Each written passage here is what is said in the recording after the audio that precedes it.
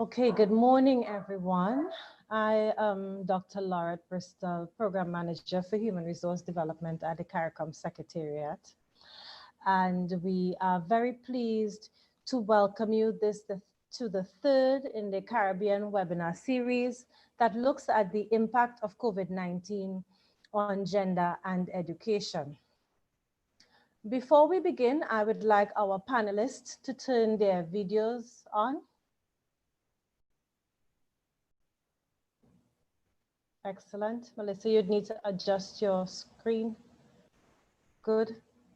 We are expecting one more member of our panel to join us. We're not seeing her yet, our representative from Belize, but because we have committed to beginning promptly on time, we will begin. And we have our technical support that we are gaining from our UNESCO colleagues who will bring her in appropriately as the time goes along. So in the Caribbean region, it is estimated that over 876,000 girls and 864,000 boys have been affected by COVID-19 related school closure. While girls are heavily impacted on the education front, boys' disengagement from education due to poverty is also an imperative to look at. Gender responsive distance learning approaches must consider boys' participation, motivation, and learning, while school return plans address the factors which may further steer boys away from fair and equal opportunities in education.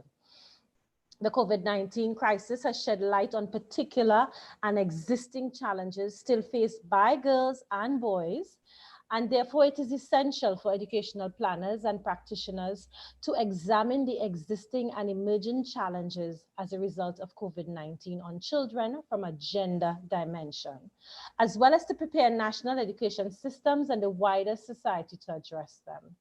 While swift measures are needed, the crisis can also provide a window of opportunity to more precisely target actions needed along the path to achieve the Education 2030 agenda, advancing SDG 4, ensuring inclusive and equitable quality education and promote lifelong learning opportunities for all, and SDG 5, achieve gender equality and empower all girls, women, and essentially on our overall goal to leave no one behind.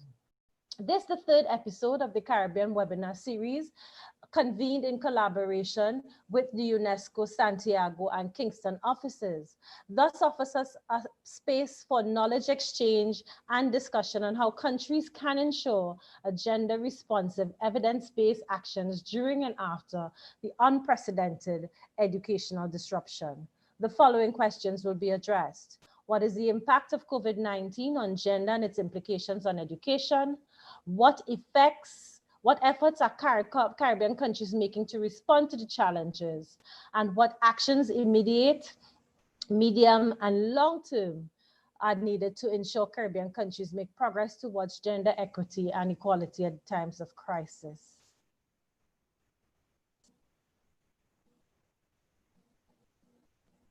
The webinar series constitutes a joint effort of the Regional Educational Working Group for Latin America and the Caribbean.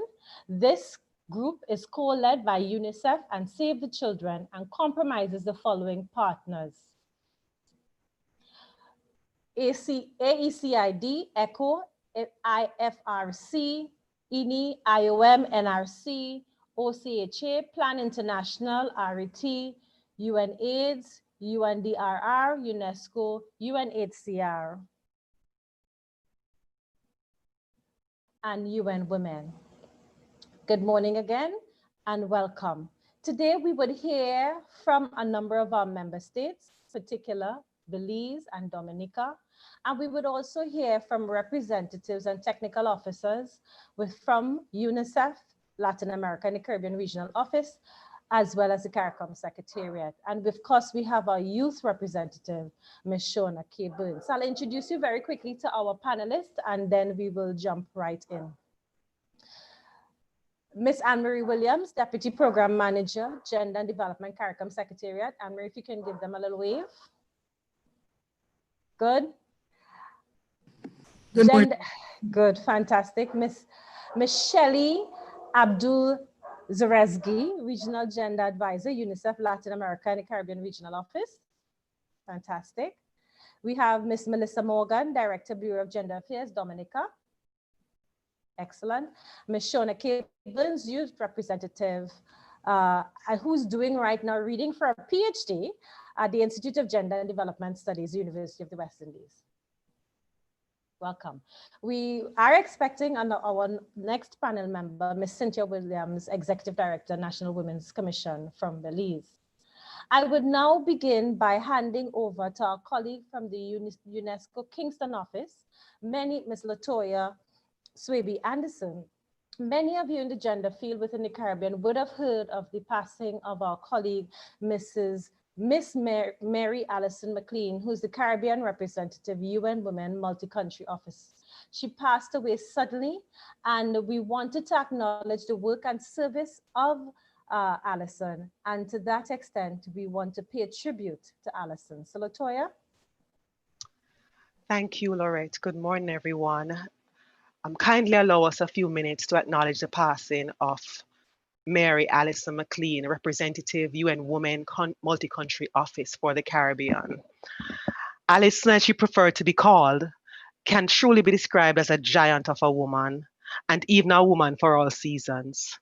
For much of her career, she has been one of the regional voices leading the clarion call for the rights, equality, and empowerment of women, men, children, and of those whose voices are often muffled or unheard.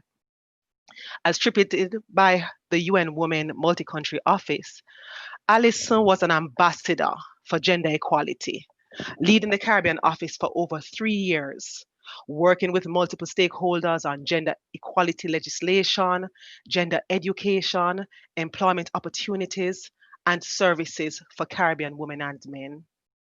In this capacity, Allison was also integral in advancing the current multi-country Spotlight initiative for the prevention of violence against women and girls.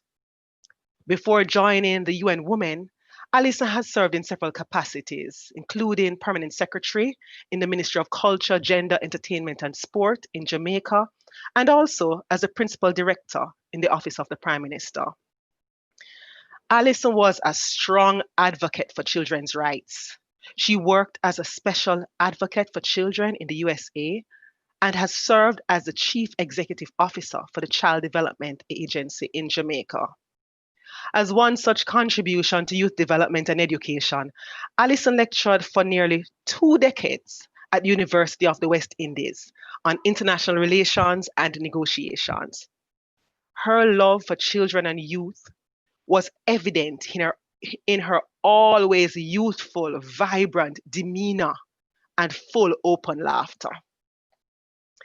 We endorse the sentiments of her UN Women family that she was authentically Caribbean and expressively Jamaican, Lickle but Talawa. It is said that even as many people will enter and exit our lives, when all is said and done, they are most remembered, not for what they have accomplished, but more so for how they made us feel in their presence. Allison was of such. A bright mind, fearless personality, a deeply reflective listener, and a truly gracious spirit. As a UN colleague and Caribbean sister, she'll be truly missed. Can we please have a moment of silence?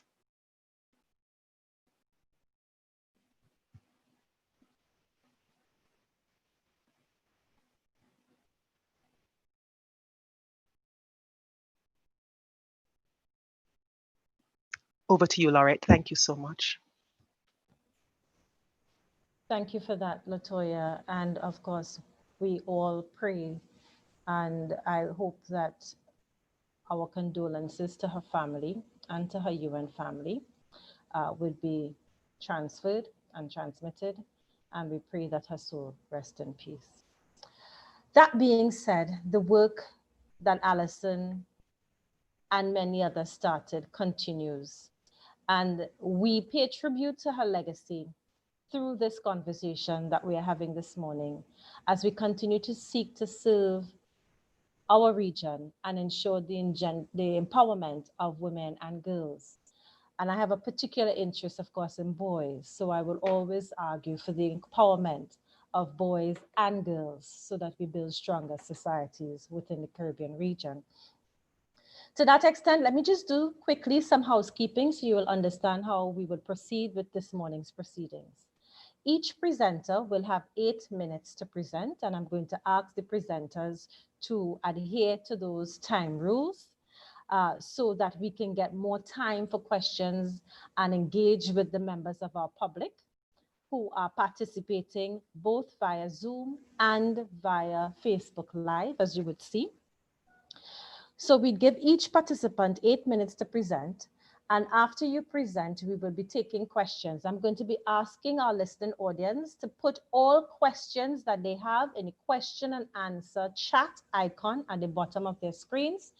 And we also take note of the engagement of our participants in the chat platform, which will be opened shortly to ensure and encourage engagement with each other.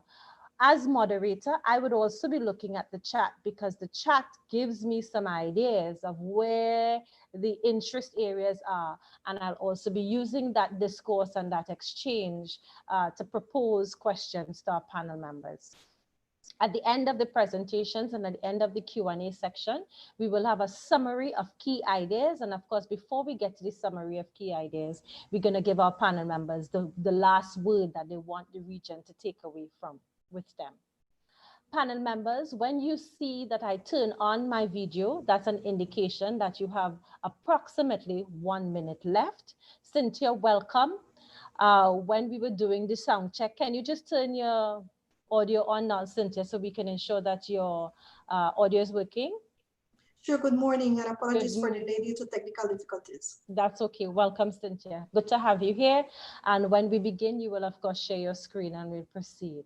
So we begin with the first presentation. So once our presenters are presenting, I would ask all our other panelists to turn off their audios and their videos. And our first presentation will come from Ms. Anne-Marie Williams, Deputy Program Manager, Gender and Development of the CARICOM Secretariat. Anne-Marie, over to you. Thank you very much, Lorette, and good morning to everyone.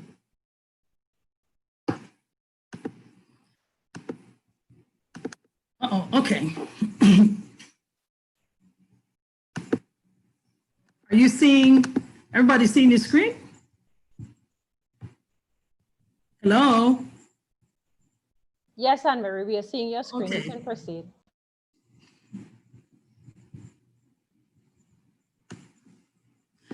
Okay, so in terms of education and gender in this time of COVID-19, it's difficult to look at children, boys and girls, without thinking about their parents, because parents are central to their lives.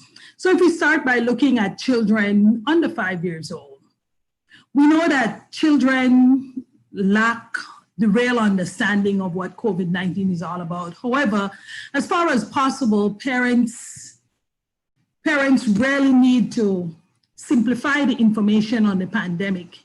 And, sorry, that went wrong. Okay, they need to simplify the information on the pandemic as far as possible so that children can know what's going on. It's not really a good idea to not have children participate in exactly what's going on. So you could let them know that a virus is around, you need to wash your hands after you use the bathroom, wash your hands after you eat, wash your hands often because that will prevent them from catching the virus. They won't have the opportunity to go out and play with their friends. And if they do go out to the grocery store or anywhere else, they need to wear a mask because the mask would protect them and would protect other people. It's a sign of respect and it's a sign of caring. And so that limited information will also help you to see that when you don't wash your hands in time, your children will also say, Mommy, you forgot to wash your hands. And so Another important thing is to make them realize how you feel. Children will respond to your emotions. So don't act anxious and don't act fearful in front of them or cry, and don't let them know exactly what's going on, because they too will feel anxious and they will feel fearful. An important thing to do is to listen to children during this time. Many times, like when we were growing up, children were taught to be seen and not heard. Parents don't want to hear anything. They have the first and the last word. Now it's a different time. It's important to forge communication and interaction. And you hear that very importantly when children play. 2 weeks ago, I was on the phone with my niece, and the one who was 4 they were playing house, and she was in charge of the dolls and everything and taking them to the doctor. And then she told the little one who was 3, said, "Oh, the doll is sick and we have to take her to the doctor." And the 3-year-old said, "But what happened? Why is she sick?" And then she said, "Well, she has COVID." And I was so proud. But it's those kind of moments when children will actually internalize and use exactly what you're teaching them. Loretta, I can't get this thing move. I can't get the slide move. Okay. It's moving, yeah. No, it moved. So stimulating conversations are not achieved with the aid of a tablet. Sometimes when children fuss, or when children, just to get children out of parents' way, parents would push a tablet and then give them a tablet. No, it's an important time for them to feel safe. And part of feeling safe is to set routine and to set structures. You will let them know that when we get up in the morning, we have breakfast, maybe we take a bath, and then after 10, you put the child on your lap, or after 8, whatever time, maybe you could tell a story or get them start to play. And let them know that it's an important time, because if you're working from home, you have to do your work too. So you compartmentalize these time periods so that they know they have their time, you have your time with them, and you also have your own time because you have to work. So routines and structures are very important in a time when children feel anxious and don't know what to expect. For preteens, 10 to 14 years old, this is a time in children's lives when children are looking for validation, they're looking to belong. And, oh boy, how do you go back?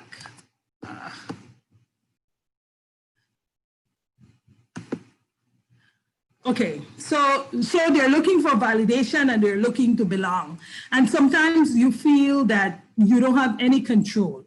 It's an important time when you set them up for really what they will take on in the rest of their school years, and a preparation for life. And I know it may sound early, but these are the foundational teaching. So you teach them how to get their homework done, how to get it done properly. You let them know that when it's time to sleep, it's not time to use a device. Screen time is screen time, and the time to sleep is the time to sleep. So you have to help them to compartmentalize these situations, and you have to monitor them.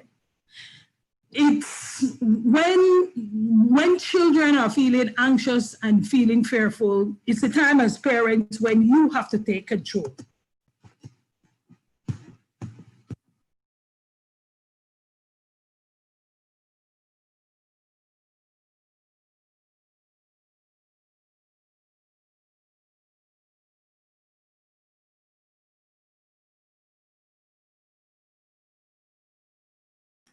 And Marie, you've muted your mic.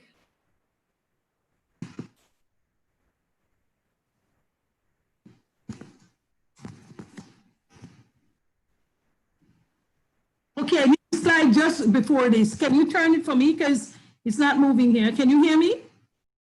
We can hear you, but I have no control over the screen because you're sharing. Do you want me to share my screen and manage there? That's fine, because I need to slide ahead of this and I can't get it turned. Okay, hold on a minute. I will pause so that we don't lose the time. Can you stop sharing, please? Okay, sure.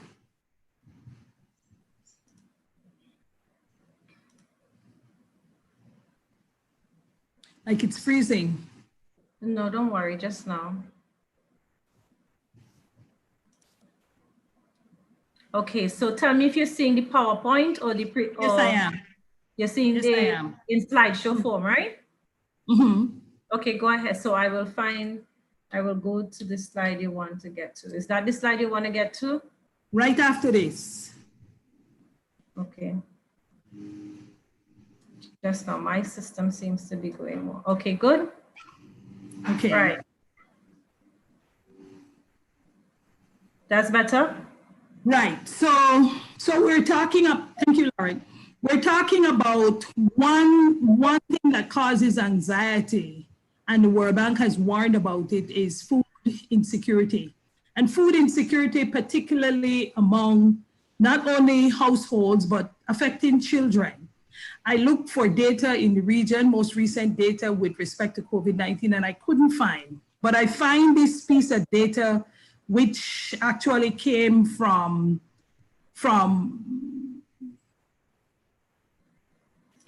a research of mothers and children under the age of 12, and it's part of a food insecurity program in the United States. And this data was done in April 2020, right after the first month of COVID. And they actually found that they asked two important questions. The children in your household, were they not eating enough because you just couldn't afford enough food? Or the food that you bought just didn't last, and as a result, you didn't have enough money to get more? Well, mothers with children 12 and under, 2 out of every 5 of them said that the food couldn't last and they just didn't have enough money to get them. And so now the World Bank is warning that even after COVID, we have to really think about food security, because food insecurity will be an issue. And there are reasons to suggest that there might be a couple famines down the road. So it is important. And we know that this time is an important time for children who eat at school, because school is closed now and a lot of them can't get the meals. I know of 2 countries in the Caribbean region that actually make arrangement for children to get their midday meal. And you could watch the lines on American TV, the lines of people going to the food bank, because there's a serious issue with food insecurity right now. Next slide, Lauren. You have about 1 more minute. Okay, so in terms of the health and well-being for all, when we look at boys at this time, it's a very risky time, because for those not involved and those who are not, particularly those who are not a part of the regular school system, they can get involved in the worst forms of child labor. Girls are highly vulnerable to be sold off in early marriage arrangements, to be trafficked, and to become victims of teen dating violence. Sexual harassment is also a concern, particularly in a time when a lot of the jobs are not coming back and young women are in need of jobs. During the time, also, home is not safe, because a lot of the people who have to shelter in place at home, particularly women, they're sheltering with their abusers. And some places say that they don't have increased cases of gender-based violence, but that doesn't mean it's not happening. I remember visiting a place known as La Casa in Detroit, Michigan, where they develop context clues and cues for women when they are in difficult situation or in times of a disaster and they're trying to reach for help. They would say, like, you would text a friend and say, I like the color of your hair. Liking the color of your hair means that I need you to call the police, or I love your nails. That is a clue for saying I need to go to a shelter. So these things are developed because it's difficult to shelter in place with your abuser and ask for help. And it's also a time when parents are not taking their children to get vaccinated. And the World Bank is saying that 144 million children will forgo their measles vaccine this year. And it doesn't look good, because then the herd immunity that they're trying to develop among this population will never really hold sway because of COVID at this time. Last slide.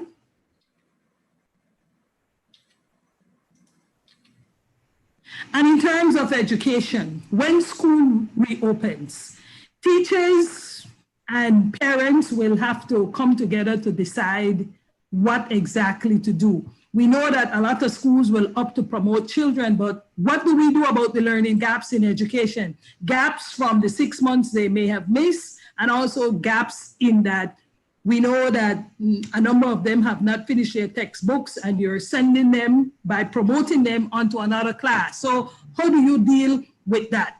For the children who are not technologically savvy and who don't have Wi-Fi and gadgets at home, if this is something for the long term, we really have to look to see how we can provide for those institutions and for those children, particularly those in underserved communities.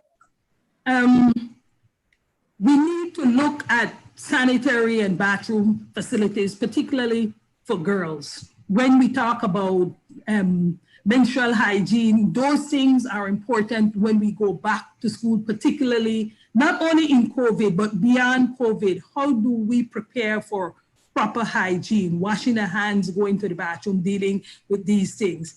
And so teachers and parents, because it's part of an agreement and a partnership, and their different ministries will have to really take a serious look to see how they can make education better, but not only physically better, but also knowing that education and school is an important playing ground where children learn a lot of social skills.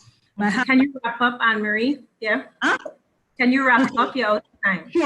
Sure. By having children at home, they lose out on these all too important skills. And so those are some of the things I wanted to highlight in terms of children and education in this time of COVID-19. Thank you. Thanks for that, Anne-Marie, and thanks for putting the focus on the home and the ways in which we have to be thinking about the implications, the gendered implications of the home and the way in which the home provides for gender security and health and well-being. We go on to our second presentation, and that presentation is coming from Ms. Shelley Abdul Zarezgi, our Regional Gender Advisor from UNICEF Latin American and Caribbean Office. So Shelley, over to you.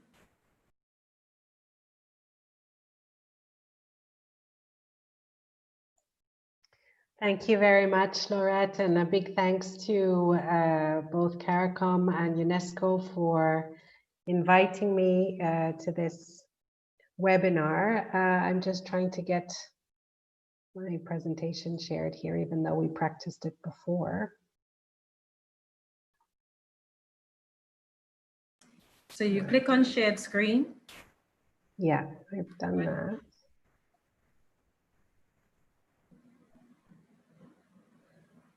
One moment. Sorry about this. Oops, that's not what I wanted to share.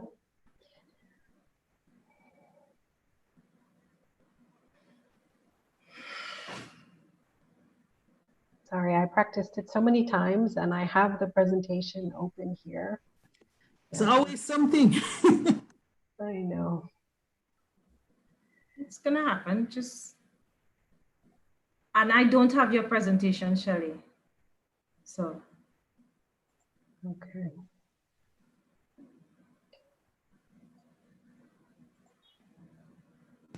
Maybe, Laurette, maybe she will need to do it. Okay, so our colleague. No, I have it now. Okay, cool. Thank you. Sorry about that. Many apologies. So in the interest of time and also thinking about the questions that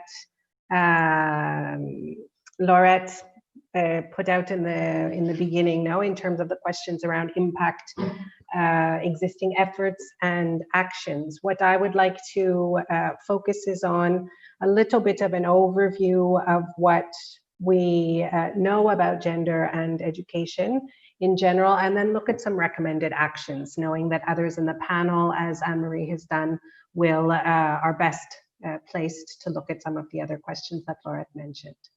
So if we think first around, and I'm going to skip straight to the one on gender inequalities in education, as Anne-Marie has talked about some others, What do we know in terms of the impacts? And some has already mentioned, Laurette mentioned that girls are heavily impacted, but boys are also affected in different ways. And that's really the first point on this slide here, that we know that there continue to be inequalities in access to and completion, in particular, of secondary school.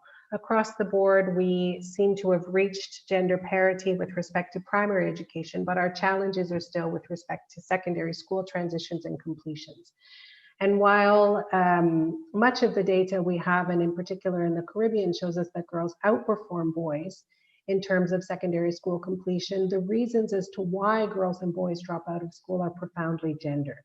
And these need to be considered, and these were existing prior to COVID, and they will most likely deepen through the impacts of COVID. With respect to girls, and Anne-Marie has mentioned some of these specific barriers that they face are related to early pregnancy, marriage, and early unions, a higher burden of caregiving, and inadequate access to menstrual supplies and information that doesn't necessarily impact their school completion, but it does in terms of school attendance and performance. We know that across the board in the region, almost twice the number of girls neither study nor work as compared to boys.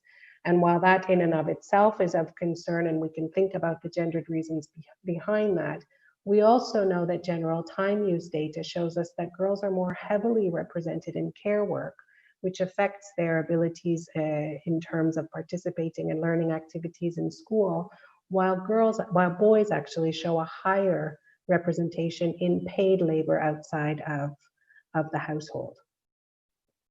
We know that we have very strong gender norms within the Caribbean that create different roles, expectations, and relations amongst women and girls, boys and men, and this impacts the curriculums within education. What types of norms and relations are being promoted through the curricula, but also through teaching practices. And there tends to continue to be gender segregation with respect to specific topics, and we see that playing out in higher levels of basic skills in reading and writing amongst girls as opposed to science and mathematics that are within the numbers that we have. We know that violence is far too high in our region. We are one of the most violent regions and also one of the most unequal regions in the world. And we know that in and around schools are not safe from violence. Anne-Marie has spoken a lot about the increases in, or the situation of domestic violence and the ways that COVID has impacted that, but we also know that violence in the home is not the only form of violence that girls and boys face, but also violence going to and within schools. At the same time, very few schools have formal established referral pathways or developed competencies within school staffing to be able to address, in particular, gender-based violence disclosures. We also live in an incredibly diverse region, and that means that we cannot look at gender in a binary in terms of only looking at differences between girls and boys, but also looking at the different levels of identities and intersectionality that can impact in terms of leaving some further behind than others. And we know in particular with respect to access to technology and digital literacy, that factors such as gender, ethnicity, household income can impact access to technology and digital literacy, leaving often rural girls and girls in the poorest quintiles and Indigenous households behind. All of those situations will have existed prior to COVID, and they will deepen as a result of COVID. We do also know the situation of violence against women in the region, and the fact that violence against women and violence against children are inextricably connected, and therefore the impacts of what is happening in households now we need to consider in terms of returns to schools.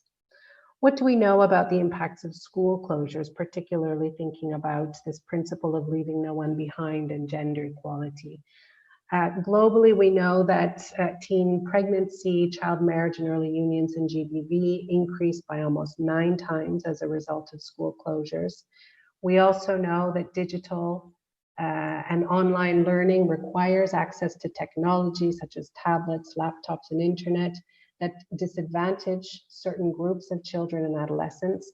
Some of the gender questions that we can ask around uncovering this, and I'm sure that others on the panel will discuss this, as Anne-Marie has also introduced, questions such as if there's only one laptop or one tablet in the household, but there's more than one child, who will have privileged access for learning and why? Who within the households and which households will be left behind due to lower digital literacy, and not just of girls and boys, but also of their parents. As Anne-Marie mentioned, the role of parents in helping children ease through this COVID period is incredibly important, and digital literacy also amongst parents is fundamental. Finally, we also know that the longer that marginalized children are out of school, the less likely they are to return. And this is an important question to ask: which are and who are the most marginalized girls and boys in the Caribbean? And how will COVID affect their return to school? And how has it already affected their continued learning? So in terms of some reflections for action, and it would be great to hear from you also on what is happening within your countries. I wanted to share with you the framework for reopening schools that has been released by UNICEF, UNESCO, the World Food Programme, and the World Bank. And this framework proposes 6 dimensions that should be used to assess the school state of readiness and inform planning. We know, of course, that gender issues should be considered throughout all 6 dimensions, and that implementing gender responsive measures within this framework will have a longer term positive impact on gender equality in education. Laura, I see your camera open, so I know that means I have 1 minute. I'm going to go a bit quickly now. I just also wanted to say that this framework should not be taken outside of the context of what already exists within the Caribbean and what's ongoing. The Caribbean has the CARICOM new school model. There's the tenets of the ideal Caribbean person that the CXC is implementing. And it's important to see and reflect not only today, but as we move forward, how to bring in the elements of this framework and gender within what exists within CARICOM. So what are some recommendations thinking about the first 3, policy, financing, and safe operations? Some of them Anne-Marie has mentioned, so I'm going to go quicker also because the camera is open. With respect to policies, looking at how to ensure and insist girls are returning to class when schools open. Financing, looking particularly at bringing gender responsiveness into education planning and budgeting, or gender responsive budgeting, accounting for the disproportionate impact of the crisis on girls in particular. Safe operations, Anne-Marie has already mentioned, attention to safe and healthy schools in terms of water and sanitation, including menstrual supplies. Remembering also that sex-separated toilets with adequate lighting and locks is not only fundamental for adequate menstrual hygiene, but it is also a GBV prevention measure. In the areas of learning, some recommendations, obviously, one is ensuring the adequate attention to the learning needs of girls and boys. And that requires looking at ensuring equal access to learning equipment, but also looking at, prior to schools opening, alternative learning opportunities that are not limited to digital devices to ensure that no boy or girl is left behind. Also within the area of learning, how to take advantage of this opportunity that COVID is providing us to revise and adopt curricula to ensure gender transformative curricula that can help us to undo or to debunk the gender stereotypes that exist and lead and feed the gender equalities across the Caribbean, and help us to promote equitable relationships from the earliest to the oldest of school ages. In terms of well-being, clearly looking at how the education sector can ensure clear pathways for preventing and responding to gender-based violence.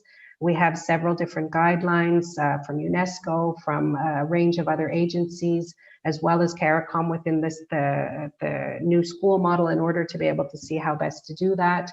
That also requires not just including a system, but ensuring that teachers and education staff are equipped to be able to both promote gender equality and prevent violence. A reminder here that we also should not be raising awareness around violence within the education sector without actually providing information on where girls and boys can get help. Finally, with well-being, looking at strengthening life skills programming and incorporating this within schools as schools reopen to address the ways that adolescents in particular have been affected by COVID, and looking at how to develop them with adolescent girls and boys. Reaching the most marginalized, looking at ensuring that we're including intersectional approaches, thinking about the diversity that I mentioned before, and of course, removing regressive policies that may discriminate against girls, such as not allowing pregnant girls or girls that are in union to enroll. I know that as a way of conclusion on this slide, I'm going to just leave it here. 5 actions that are being recommended to ensure that the most marginalized girls can return to school after COVID. But I would like to also just mention, which was requested by our UNESCO colleagues, one of the initiatives, and it was mentioned in the beautiful tribute to our dear friend Allison that Latoya did around the Spotlight Initiative. And what exactly will the Spotlight Initiative bring to contribute to looking at closing gaps in education? So as a reminder, the EU-UN Spotlight Initiative is a global initiative to end violence against women and girls. The UN system in the Caribbean has been working on developing this program with Caribbean partners, regional institutions and partners. And the aim of the regional program is really to support regional institutions to end violence against women with some of these areas that I've included here that are particular to education. There are a series of others, but these are particular to education and the topic of this webinar. So one area is looking at life skills and adolescent girls empowerment and looking at how to transform gender inequalities. That also includes engaging men and boys. The second sort of block is looking at how to strengthen education systems and establishing standards within the global program of essential package of services for violence against women and girls. Sorry, Shelly, can you wrap up? Yes, this is the last comment on also looking at developing gender competencies for frontline workers, ensuring that in this case, those working frontline workers within education can transform those unequal gender norms, and obviously looking at early childhood education and parenting, as Anne-Marie has also mentioned. So I'm sorry that I went a little bit faster, and Laurette, sorry for going over the time, but thank you very much for the chance to share with this group. No problem. I'm sure you're going to have more opportunity to delve deeper into some of these issues based upon the questions that I'm seeing coming up. So thank you very much, Shelley. We'll now quickly move to our next presenter, representing Belize, Ms. Cynthia Williams, Executive Director, National Women's Commission. Cynthia, over to you. Good morning, and thank you very much for the invitation. I will now be sharing my screen.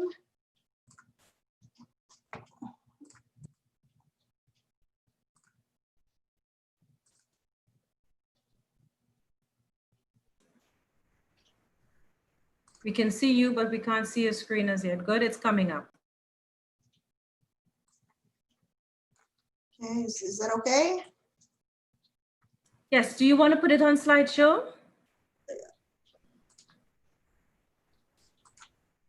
All right, there it is. Excellent. Over to you. All right, well, good morning. And again, thank you for giving me the opportunity to share some of the experiences from Belize. 8 minutes is definitely not enough. And if, so I'll try my best not to go over the time. But I wanted to briefly start with kind of giving a picture of the reality of Belize as it relates to education in terms of numbers.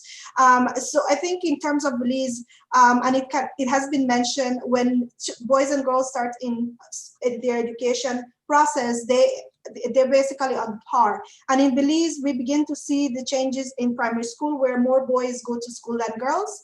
That changes in secondary school. We start seeing the trend where girls then participate more than boys, and that continues even up to university, as well as adult continuing education. The big difference, as well as in many other Caribbean countries, I'm sure, is the difference in participation of IT vets, where we have more males, and of course that is gendered, looking at the messaging with girls participating in trades or non-traditional areas. I also wanted to include the aspect of repetition and dropout, because that definitely, as mentioned before, is gender. The fact that we have boys constantly being repeaters and dropouts beginning in primary school and continuing into secondary school already begins to tell us what the numbers would be at the other levels. Quickly looking in terms of number of schools, one of the things that we in Belize experience is that more of the primary schools are located in the rural areas. And in terms of the number of teachers, we have much more female teachers than male teachers. And when it comes to the rural areas, one of the things that we have to recognize is a lot of the gender messages are being done within communities that are very traditional, found in rural areas. So in a way, we can't be surprised that those messages are perpetuated within the school system, even by some teachers who have been socialized that way. And in terms of other areas, one of the things that I am sure a lot of countries experience, even though girls and women do participate much more in education, we still find them not in many numbers within the employment sector. And Belize does have women being much more unemployed than men. We find a lot of single parent households, and a lot of them are female-headed households. And one of the things that I did wanted to include in terms of linking to the aspect of COVID as well is the aspect of the source of support by unemployed persons or those not in the labor force. And so we can clearly see at the bottom of my slide, a lot of them depend on their spouses, on their parents, and even on their children. And with a small percentage of them depending on their own self. And so when we find situations with COVID coming in and we have quarantines and emergencies where things are closing, we already find an environment that is plagued by poverty. For them to be able to lose their only source of income then creates more of a havoc in their lives. And again, that automatically goes down into the lives of their own children with those families that have children. So when we looked at the aspect of COVID impact on gender and education, one of the things that we have to understand is the disruption of informal and low-wage employment. And what that does is the creation of burdens on families, people losing their jobs, the aspect of inadequate food, and Marie did speak to the aspect of food security.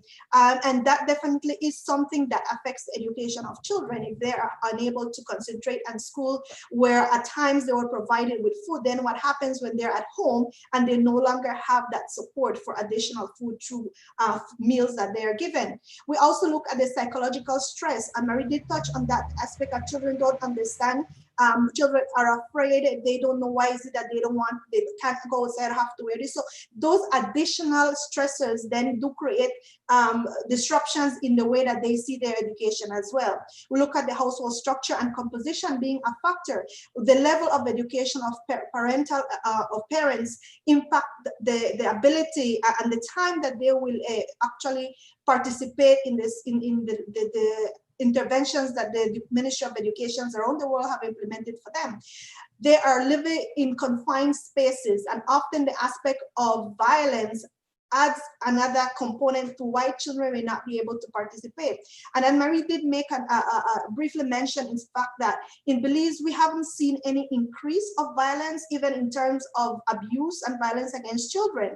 But that does not mean in any way that it is not happening. And we have seen very different cases coming to us, but have not made those reports. So we do know that living confinement and limited escape spaces that school used to provide for them adds another issue for children and their education.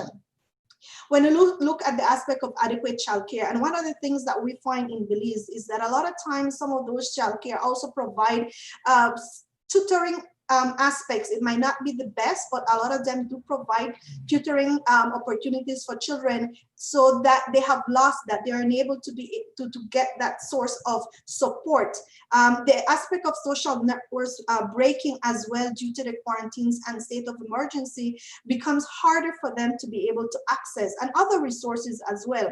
And so for many, then all they have is to remain home, and in many situations living in violence that doesn't really provide them with the peace of mind to be able to dedicate to education. And so education kind of becomes secondary and not as important as it was when schools were open, because when schools were open, they were there. It was right there, they had the support, they had the teachers, but being home, it doesn't. And not to say that even within those homes, that violence may not be, but parents have to be also working from home. So trying to balance working from home and providing that type of support for their children is very difficult.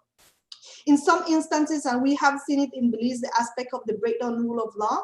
And so we find where military police have an increased level of power, and often they use that for sexual exploitation and even abuse. In terms of our experience through the National Committee for Families and Children, we've had to intervene and issue letters to the police department, to the police commissioner, where we've seen police officers dealing with the minors and detaining minors without following due protocols that have already been established. So that again is an impact of COVID within the aspect of education and how men relate to power, and the fact that an increase of power, they then use it rather than as a source of control. I see the screen.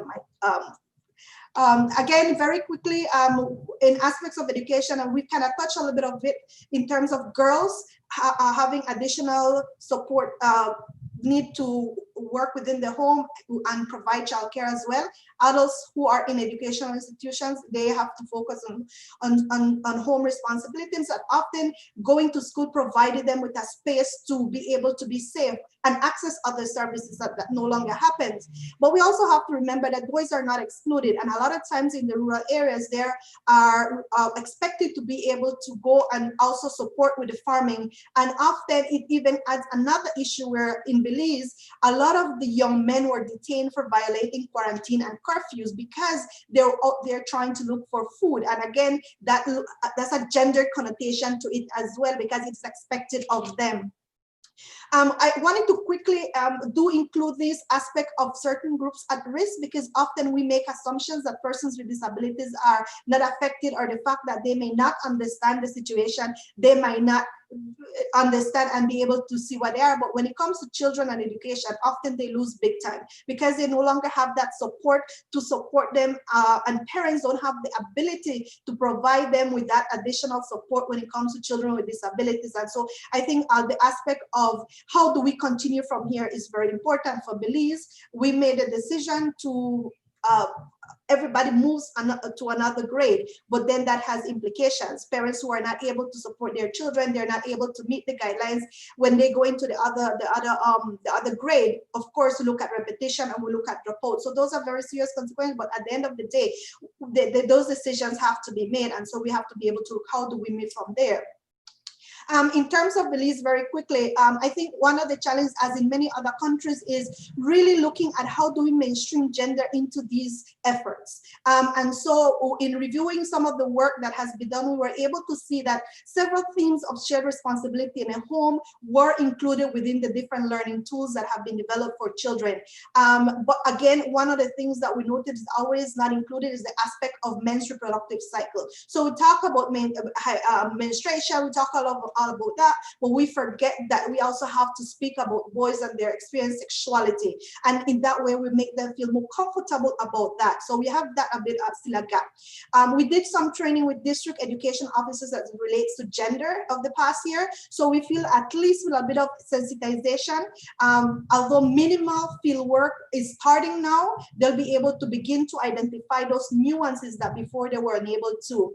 In terms of teacher involvement with families, they do have a plan, and I'm looking at individual and personalized care plans, particularly for those children at risk, where even the principal would have to intervene if children were not responding or they were not able to deal with the different interventions. And of course, very key, and I think we really like this aspect, because one of the things we always forget the aspect of other things rather than academic. And in Belize, what we did, or what was done, was the Festival of Arts was restructured, making it electronic, where children now were invited to simply submit videos and poems and art for them to be able to participate in the Festival of Arts. And they did see an increased submission from rural areas, as well as the participation of older boys in contemporary dance, which often is stigmatized and they normally don't participate. And so that was a change that we see. And one of the discussions, how do we ensure that some other interventions other than the academic are also included, because children need that as well. And so this very quickly, in terms of what we try to do, is use these tools both on radio. We did it online, and also printed and distributed through different grocery stores and supermarkets across the country, because that was the area that was still open. And in terms where officers were able to deliver these directly to school principals so that then parents have access to it. The same for secondaries as and ITVET interventions as well. And in terms of ITVET, a very key aspect was even including a competition to engage students to participate in home gardens. And again, when we look at some of the materials, the images, the examples that were given, they really did try to make it gender neutral, and even put women and men in roles that normally you don't see, where you put men cooking, men with an apron, even within those images. And those are the things that we also have to remember. The very small things that often we forget, that give a very distinct message of what is the role of men and women. And very quickly, I know because of time. Can you wrap up? Yeah, yes, this is my last slide. Mm-hmm. I wanted to include 4 different actions for considerations, because I think often we tend to be a bit too huge in the things that we want to do. But I think it's important, as we go out from here, it's important to develop monitoring mechanisms that document challenges and barriers that limit girls and boys from fully participating in their education. And I know often data is an issue because we don't have those mechanisms in place. The aspect of violence has to be included as well, because if women, girls, and boys live in these turbulent and violent situations, they will not be able to participate fully. And of course, the involvement of women in decision-making and policy spaces, because at the end of the day, women continue to be the primary caregivers. And so we understand what are the needs in some cases, not saying that men don't, but that is the reality of the situation. And of course, looking at targeted women's economic empowerment, particularly because if they were part of more the commerce service-oriented areas, those are the most hard hit in the economy. And so if they don't have those resources, their children in the end will be the ones who don't have access to resources for their education in the future.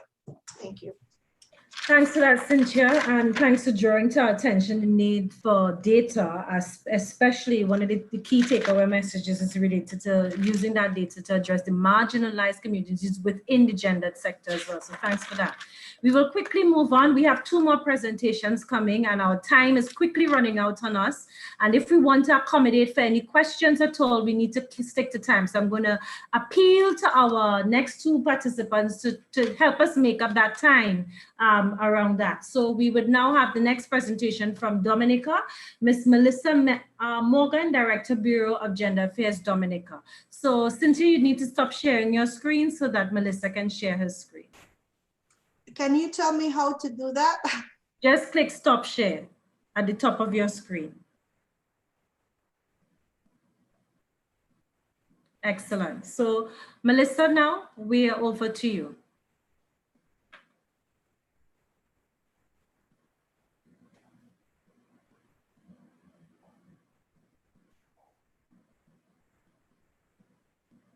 Okay, good morning, everyone. I'm pleased to join this panel to speak about the impact of COVID-19 on gender and education, and I will be drawing specific reference to examples from our local context, Dominica. In the interest of slides, I will be skipping the first few slides. So today I'm going to be speaking specifically on the impact and current recommendations. Okay, so in terms of the impact, I'm going to speak on challenges and some of the ongoing efforts that we have ongoing to kind of reduce the gap between boys and girls and boys and girls in rural and indigenous communities, as well as in migrant populations. So firstly, I'd like to speak about food security. Dominica is very unique in that we had a major disaster less than 3 years ago. And now we're having COVID again, and the first people that were impacted are the very same people that were impacted by Hurricane Maria in 2017. A survey done after Hurricane Maria showed that on average, persons in Dominica spend more than 50% of income on their food. And during emergency situations, this is exacerbated. We do have a government school feeding program. However, during this emergency, schools are closed and children are out of school. So for many, meals through the school feeding program are one of the main sources of nutrition that they get throughout the day. So what we have tried to do is introduce fresh produce deliveries, where we purchase food directly from the farmers and deliver them to vulnerable families within the community. This ensures that at least the children have some access to food, so it does not distract them from accessing their education, as well as prevents other chronic conditions that are associated with bad eating, obesity, adolescent health, etc. There has also been, research has also shown that there has been negative coping mechanisms with dealing with food insecurity, such as reducing the number of meals and food portion. And this is directly in tandem with Sustainable Development Goal number 2, zero hunger. In reference to access to technology, there's, the ministries of education all across the region made significant effort to introduce the online learning platform, but there have been several challenges. One, some homes have no devices, some have shared devices. How do you decide who gets what amount of time on these devices, within the household? In some homes, they do have devices, but there is no internet access. There is minimum supervision or support, opening children to all sorts of different dangers online. And with the parental support, we have an issue where, the Ministry of Education is providing the information. However, we depend on the parents to kind of drive that home. And with mothers, juggling all sorts of, childcare, housework, chores, and even working from home, they're not able to provide that direct support to boys and as well as girls. We have also identified a challenge for migrant population, where in the classroom, they can speak and understand English, but when it comes to reading and writing the language, you're unable to do so. So in the formal classroom setting, you have teachers who go beyond the call of duty to introduce some sort of informality, breaking it down, the use of broken French to help them understand. However, in an online platform, that's not always possible. So what we have done is introduce educational packages where they could either pick it up at the school or it could be delivered. And as of this week, we will have 100% internet access at all schools across the islands, where children could go in, of course, conforming to social distancing guidelines, so that they're able to access the information, especially from the rural communities and indigenous communities. Of course, we know that, yes, learners are at home, and we do know that although so far COVID-19 has not had a significant impact on children in terms of their health, we know that school closures bring other risks. And one of these is child protection issues or gender-based violence from many ways. Based on our previous data in Dominica, we know that majority of our child abuse cases, the perpetrators are someone within the home or a relative. So social distancing measures compel children to spend most of their time at home with the parents or to those who are responsible for perpetrating the violence. Not only that, COVID-19 has already and is going to alter family dynamics that are going to put vulnerable children at increased risk of abuse and neglect. They may not be able to provide for their children as they could, or in some situations, persons may not know how to deal with the anxiety and the stress and the uncertainty that COVID-19 is bringing. And they might actually wish to take it out on the children since they have to feel like they have some sort of control. So it is important to look at the psychological well-being. One of the things that we've done is, although our online learning platform, focuses on core subjects like mathematics and English, we have also looked at health and family life education to give children, learners the opportunity to promote psychological well-being, to speak about issues they might have at home, to provide that safe space where they can discuss issues affecting them. It is also important to raise awareness raising on the consequences of gender-based violence in the home. Both boys and girls are at risk for this, but the data has shown in the past that girls are more at risk for sexual violence in the home. Child labor. With COVID-19, there is a threat that, there may be a return to traditional gender roles. So although, we have looked at women and unpaid labor within the home, such as housework, chores, childcare, we do not always take into consideration the contribution that girls make to unpaid work. And in the absence of alternative options, unpaid care falls to girls to pick up. So this may result in limited time to coursework or limited time to spend in online learning platforms. I had some data on the previous slide that showed that boys at a secondary school level, boys are more likely to drop out of school for different reasons, migration, other reasons, where boys, because of their traditional gender roles, feel like they have to provide for their family. So because COVID-19 poses these unique financial challenges that may lead this may actually lead boys to drop out of school, feeling that they have to provide for their families. Okay, and now I'm to my last slide. So some recommendations. One, promote parental support and father involvement. A lot of the times, the child care duties fall on the mom in the home, the mother. It is very important that not only you promote parental support, but you get the father involved so that they're able to provide much needed care. Financial and psychosocial support for families at risk to ease the economic burden, especially for the most vulnerable. Monitoring and evaluation of learners' participation and re-enrollment, so ensuring that both girls and boys are participating equally, and to ensure that after they are re-enrolled. Increase access to technology in rural and indigenous communities, increase community sensitization on the importance of education for both boys and girls, consider the needs of migrant population, collect sex and age disaggregated data for effective program and policy development.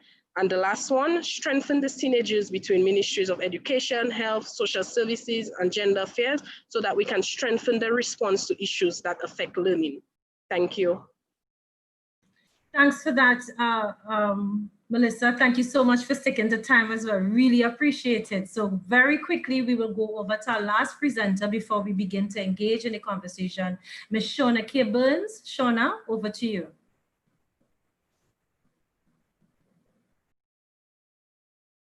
Your mic is actually muted, Shauna.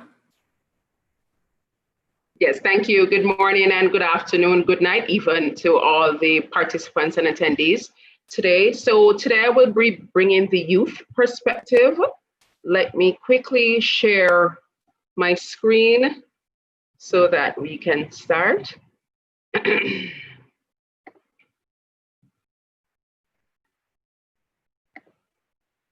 All right, are you seeing the screen?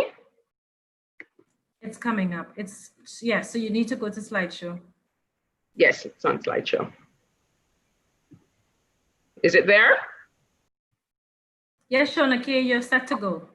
All righty. So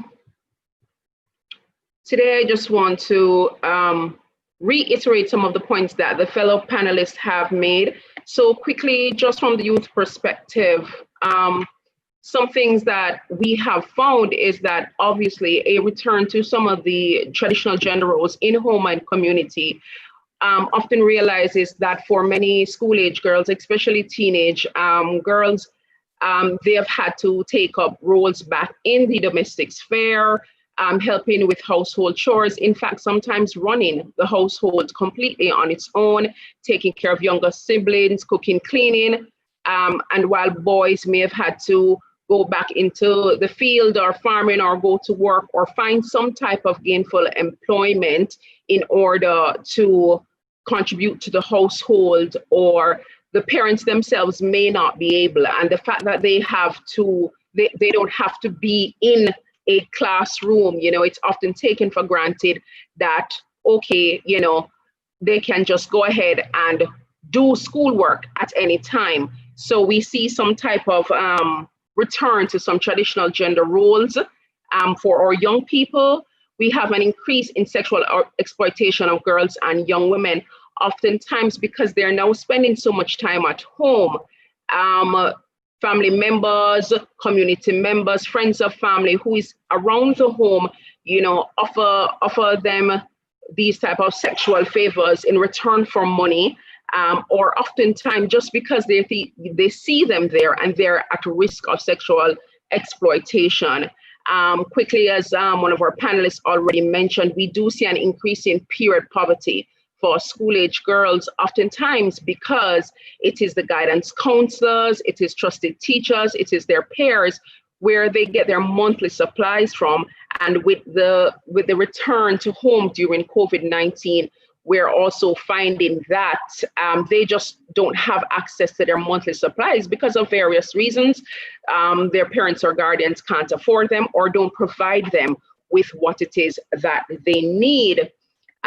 We are also looking at very little attention being paid to the displacement of LGBTQ youth in the Caribbean, because oftentimes their school peers, the guidance counselors, are their only forms of stability. In a time during COVID-19 where everybody was encouraged, as in Jamaica, to tan your yard or to stay at home, a lot of times these LGBTQs have no home to return to or do not feel safe returning to their home. So we're looking at a serious displacement of the LGBTQ youth during this time, and in that having serious effects on their education, because even educational resources that have been going on does not, they can't reach it because they have no home, they have no internet connection, they have no stable place to be at. We are seeing increased exposure of boys and young men to a life of gang and drug-related violence as a means of financial aid for their families.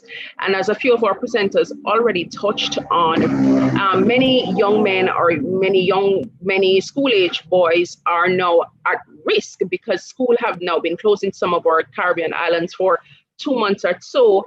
And for many of them, school doesn't make any sense at this point, and they can't see a light at the end of the tunnel, but crime is still going on. And so for them, getting into gang or selling drugs or finding any type of monetary gain is a life that looks appealing to them. And some of them are even being forced into these gangs because they feel the need that they have to provide for their families, right? We're also looking at some intersectional implications of access to education and digital competence. So we're looking at socioeconomic resources.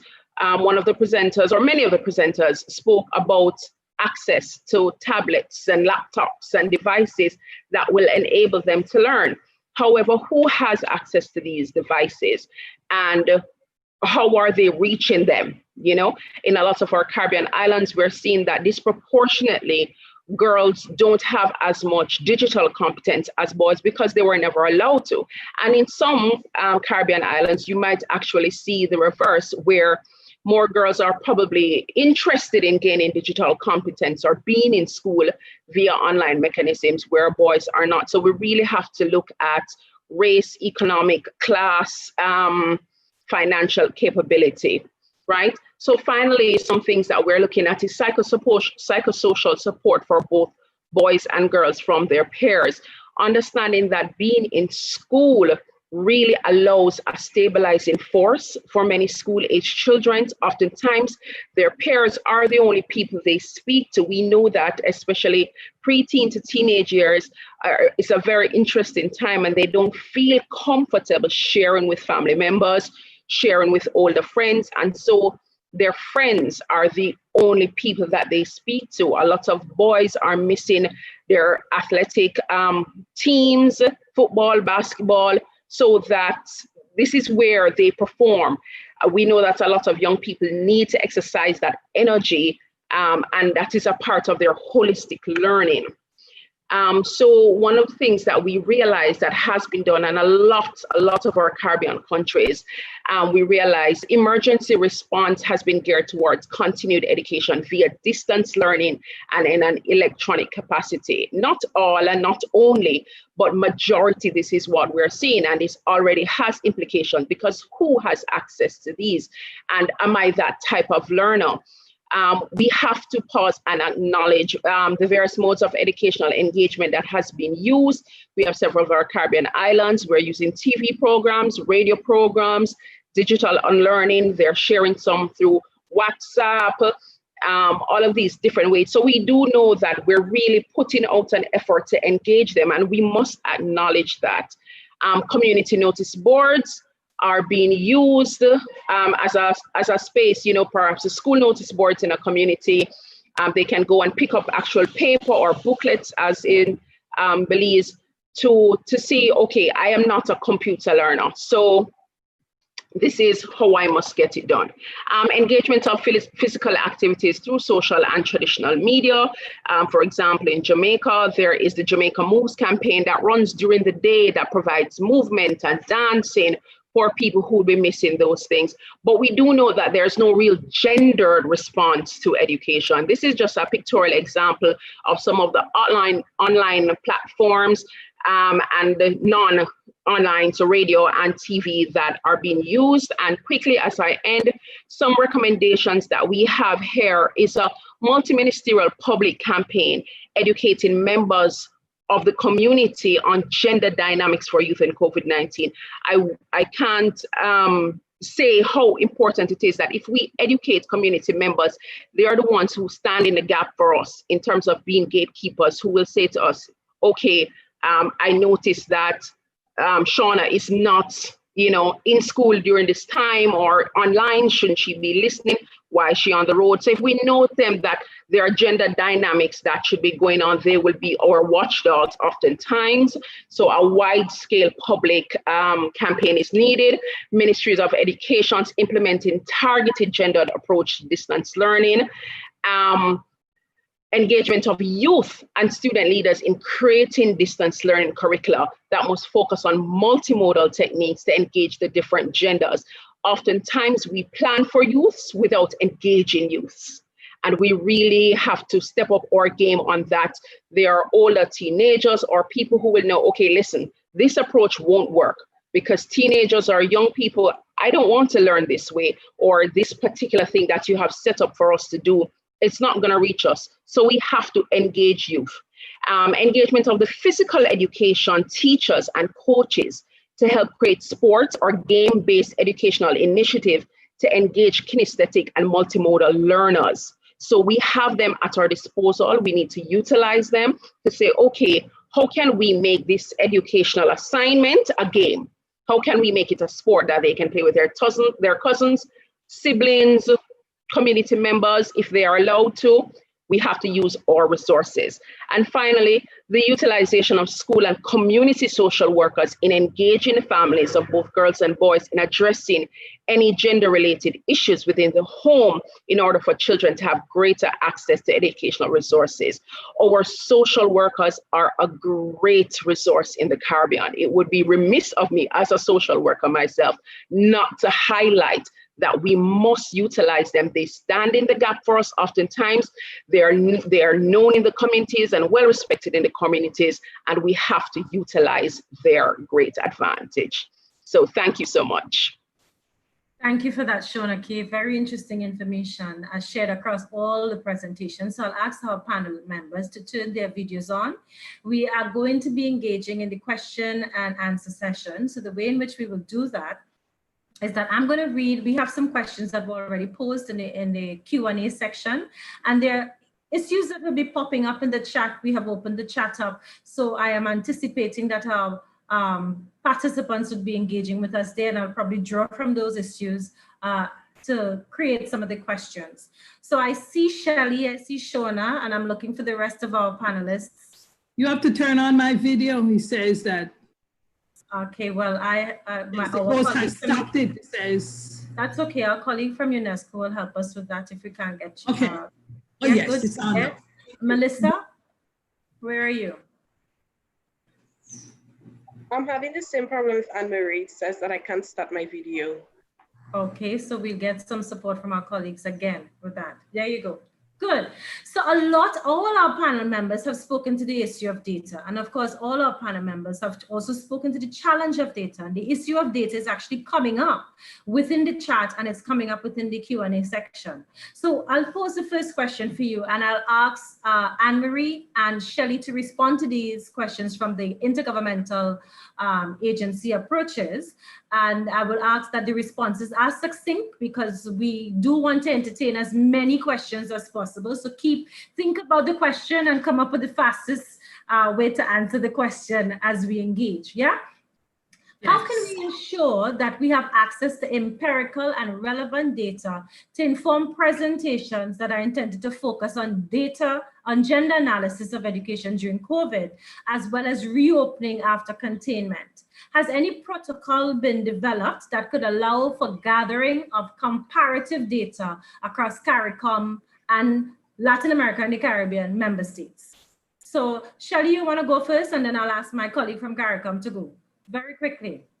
Thank you. Yeah, I'll leave the last one on the comparative protocol to Anne-Marie from CARICOM. I mean, I think that, you know, the issue of data is so incredibly important. And one thing, it's an area that we never have enough on in terms of the right disaggregation, to look at intersectionality. And I think on the one hand, we need to continue to invest in strengthening the existing data we have to ensure its disaggregation, but also its analysis and use. Disaggregating it is the first step, but analyzing and using it to be able to look at inequalities is important. The other is actually filling those data gaps that we have for indicators, and particularly gender indicators within education, that we don't have the data. So if we continue to not have that data, then it's just, we're not going to move further on this. And the final thought is around using complementary qualitative data. Much of the assessments and the information we need will not come from a household survey or from quantitative data collection alone, but we need to be able to, as Shauna was saying, engage with communities, engage with young people through good comparative qualitative methods. Anne-Marie, you want to add your response? Sure.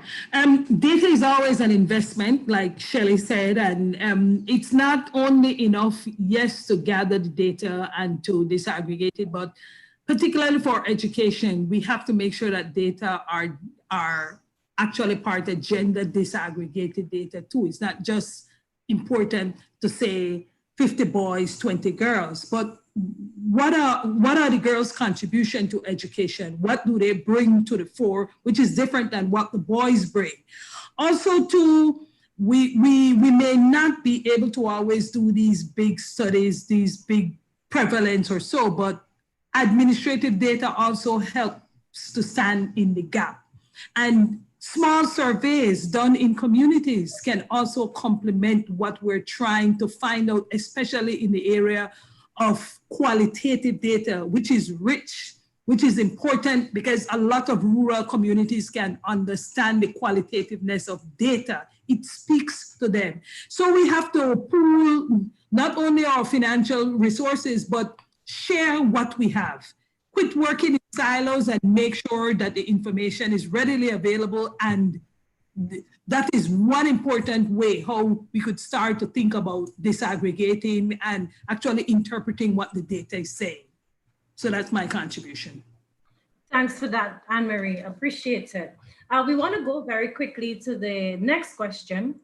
And this question, I'd like our member states to respond to this. And of course, Sean, I know you're coming from the area of youth development and looking at the gendered implications. So I'm sure that you can add some responses to this. What do you think would be the main challenge for girls? And I would like to stick in there boys, because I believe in the balanced approach. What would be the main challenge for girls and boys once schools start to reopen? And of course, the person is saying that we are seeing that many girls are dropping out of school because their parents consider they would be more helpful working at home than studying. And of course, we also heard about the implications for gangs and the way in which the gangs are now becoming a source of financial income. So if we can get some feedback from Belize, from Cynthia, from Melissa and Shauna Kay on that issue, and I'll repeat it again. What will be the main challenge for boys and girls once schools start to reopen? And the particular case that was raised is that we are seeing that many girls are dropping out of school because their parents consider they'll be more helpful working at home rather than studying. And of course, we've all raised the issue of the implications for gangs now as a source of income for boys. So that would also have to play in. So Melissa, you want to go first? Okay, thank you for the question. I think the challenge will also be in re-enrollment of both boys and girls. You know, their homes, especially with the economic burdens, may decide that it may be more beneficial that they stay at home. And boys, you know, it may be more beneficial that they stay at home, work on the farms, work in the communities to bring some sort of income into the home. And if they are allowed to go back to school, then they may have an issue balancing all these multiple roles, you know, bringing in income as well as, you know, having access to that education. Thanks, Melissa. Cynthia? I think one of the other areas that they will be having difficulties in is the area of their mental health. I think the issue of COVID has really highlighted something that we've known for far too long, but we have not really been focusing on, and it is the mental health issues. It is brought not only in terms of the violence they're experiencing in their homes, but also now with COVID, the fears of being in an environment where you don't know where you will get sick, in addition to what Melissa has mentioned. So definitely, I think the mental health issue will be one of the challenges for both girls and boys, and particularly because they experience it differently and they react differently to it. It creates a bigger problem, because we need to be able to highlight it and respond to it depending on how they are as boys and girls. Thanks for that, Cynthia. Mental health as an issue and mental health is something that we tend not to pay enough attention to as we go forward. Shauna? Yes, so I think added on to that, one of the things that we will be looking at is that for both boys and girls, especially if they tend to be the eldest sibling in a household, you will find that a lot of girls carry a heavy burden in the domestic sphere, especially as Caribbean women. You're not a good Caribbean woman unless you can run a household. If it is that the mother or the older parent or guardian has lost their job due to COVID, so schools may reopen, but how do I feel as a 16-year-old, 15-year-old girl having to return to school when I know my mom isn't in job and she's too old, or my father is too old to take care of the home? So often I take it upon myself to be the appointed mother. And in the same grain, you're looking at that for a lot of our school-age boys as well, especially in household where they are the men of the household and they carry that burden. So going back to school, even though school is open, not only financial gain, but I think that we oftentimes forget that youths themselves carry a very heavy burden of responsibilities in their family, and they feel guilty going back to school in a time like this when the household needs them. So that's one of the things that we often overlook, that youth themselves carry a lot of heavy burden, and that may affect them going back to school when it reopens. Yeah, thanks for that. Go ahead. Anne-Marie, you wanted to come in there? Please. I think what is important, though, and I think we may be missing, is that I know that this is a particularly trying time and it's different, but if we could get particularly rural people to everybody, but particularly rural people and people, indigenous communities and those people with low education or no education, to realize that if you don't make the investment today in your boys and your girls, and particularly your girls, when it's an issue, a pandemic, a disaster, things like this, the people who work at the lower echelon of the workforce, they lose their jobs first. And these are particularly important to look at right now. The tourism sector laid bare. Women work overwhelmingly in the sector at the lowest rungs. They don't have any jobs. But I am not saying that these people shouldn't work and help their families, but if we can help our children and help families and communities to realize the importance of education, and higher education at that, or building a business or building it very successfully, so that in times of trouble, their children and their families will have something to fall back on, is very, very important. We tend to say, oh, let him go to work, and boys have better fending skills than girls, so they could cut the yard and do something and collect quick cash. No, we need to look further down the road, because that is the sustainability part of our livelihood. You've introduced. I do want to add, Bristol, if I may. I think this is the time that we also need to refocus how we look at education as well. Because those issues that Anne-Marie mentioned, it has to do how we value education and the types of education that we get. And I think COVID is offering us this opportunity to do that and be able to offer a sense of not having to decide boys and girls which one to choose, because both are important, and to be able to then say, how then do we change the way that we have been educating our boys and girls? And I think that is a question that many will not want to answer. So I think that you've raised, Cynthia, and Anne-Marie has started that, because one of the roles that these webinars are intended to play is that we have to trouble the taken for granted, trouble the things that we take for granted about how we conceive of gender and the ways in which we cater and respond to gender within our education system. So you've begun to engage in that issue, and I like the back and play, but just let's pay attention to each other as well. So the other question that's coming up in relation to what both Anne-Marie and Cynthia started to raise is, how do we use these guidelines that we are all busy developing for the reopening of schools as ways in which, as mechanisms to rethink the way in which we provide for gender in education, so that we can minimize some of those pesky, naughty gender challenges we have for educational provision. And that might require some thinking again. So when we think about the guidelines, and I know all of us are familiar with those guidelines that we are developing at the regional level and at the national level to guide teachers and education systems with regards to reopening schools, where are the intersectionalities, to borrow a word from Shauna Kay? Where are the spaces within which we can capitalize as educators to reduce and erode some of those, what we have come to take for granted as hegemonic understandings of gender roles within education? So who wants to jump in there first? Can I say something? Just, yes, but quickly so we can get everybody. Okay. Masculinity comes to mind. The schools, and I'm using this broadly, schools have not been big from where I sit on social interaction and socializing and helping the young boy to know how to become a man, and likewise the young girl. We tend to focus a lot on reading, writing, and arithmetic, and while that is important, how do we develop and grow the whole person? Take on this holistic approach. And I feel that the guidelines also lack that important piece of how do we meet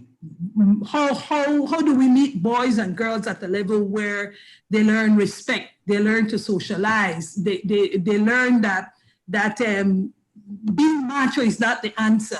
So that dwells on the different kinds of masculinity. And you really can't think about masculinity without thinking about gender equality, because it has to do about how you treat me and how I treat you. And those are some of the things that can find its way into the curriculum through the HFLE, because to me, it is really not emphasized in the protocols or in the rules for reopening. Thanks for that, Anne-Marie. Go ahead, Cynthia, I assumed you wanted to make an input. Yes, I think the other area that I also see is the importance, and I know it's a challenge, but we have to meet it head on if we really want to make an impact and advance, is the issue of religious groups, and how do we also engage them? Because what Anne-Marie mentioned, a lot of it is perpetrated, the messages are sent via those groups, and so if we don't engage them, we will always be leaving that gap, because people, as much as we feel or we think that people are no longer buying or attending religious organizations, they are. And they're listening to what they're saying, especially in these situations with COVID. I mean, we're talking about the end of the world, and so people are trying to identify spaces for hope. And they sometimes do seem like a space for hope, and those are the messages that they're perpetrating. So I definitely think that those guys sometimes are missing those aspects as well. Thanks for that. Melissa? Yes, I agree as well with Anne-Marie and Cynthia. I would just like to say that we also need a lot of data, as we previously alluded to, so that we are able to adequately respond, so that we can meet these challenges. Without data, we're not going to be able to have effective programming to handle these issues. Thanks. Shauna? So as regards to implementing policy for the reopening of school, as I'm the youth representative, I will say we cannot shy away from engaging them, because oftentimes we make policies and we say, this is what is going to be, this is what is going to work, this is what is going to work for them. And we don't ask them. We have to reach to the point where we're now creating spaces and holding spaces for our young people to tell us, as a girl, this is what is problematic and this is what needs to be done. As a young man, I cannot function like this. So in creating the policies for reopening and moving forward, we have to engage the youth. Shelley, last thoughts on this issue? Yeah, I mean, fully concur with Shauna, and I think that it's, you know, how do we ensure that we're embedding addressing gender bias at all levels, and not just within, for example, engaging youth, but in terms of how do we revise the education system policies, the way it's organized? How do we engage with parents and community leaders? How are we ensuring that we're addressing gender bias that doesn't, we tend to assume that gender inequality happens only in communities, but that it's not in policies and programs. But if we don't address it at all levels and ensure that all levels are informed through this active engagement of adolescents, parents, and community leaders, we're going to end up not building back better, but building back the same. Yeah, you know, this is an area where we cannot escape the whole question of gender data, sorry. And we have issues coming up in the Q&A about the fact that a lot of the data that was shared was anecdotal and in some instances qualitative. So obviously the region, and we know in the larger context of the region, we know we have challenges with data collections. I'd just like to get your perspective to help us understand, as policymakers, as a up and coming academic, Shauna, from your perspective, what do you perceive to be the challenges with data collection around gender, and how do we overcome that? And maybe think about one key challenge that we might be facing as a region for the collection of empirical hard data. Melissa talked about it. We cannot design interventions in the absence of data. So what do you perceive to be a challenge that the region is facing with data collection, and maybe a recommendation on how we can overcome it as a region? I will start with the last person, so Shelley, and I'll go across in the order of my screen. So Shelley, you first. Sorry, I thought that it was directed towards Shauna and thinking about the, you know, the issues that because the question was kind of posed before. I mean, to me, I think it is looking at the balance of generating both quantitative and qualitative information, and ensuring that the information is collected, and often it's collected at the local level, but not necessarily aggregated up into the national statistics. And that's where we're not seeing what we need to actually see in order to inform national policy-making decisions. Yeah, thanks for that, Shelley. Shauna, because I'm going across my screen.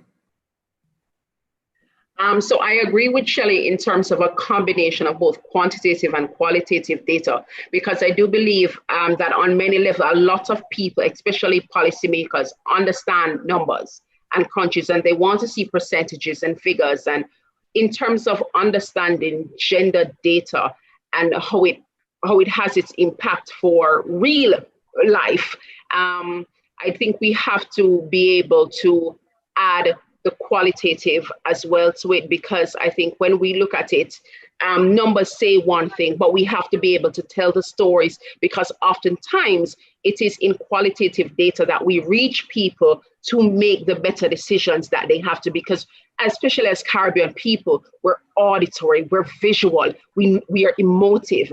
So quantitative data has its place, but I think qualitative data needs to be implemented, and that would be one of my recommendations, because oftentimes we just want to know age, sex, you know, socioeconomic standing, all of those things, and qualitative data is there. And I might also add that we need different approaches in terms of who collects these data. You understand me? There are lots of people, older people as well as teenagers and younger people. I'm not going to give any information to somebody I see as this very high, far-reaching ministry person.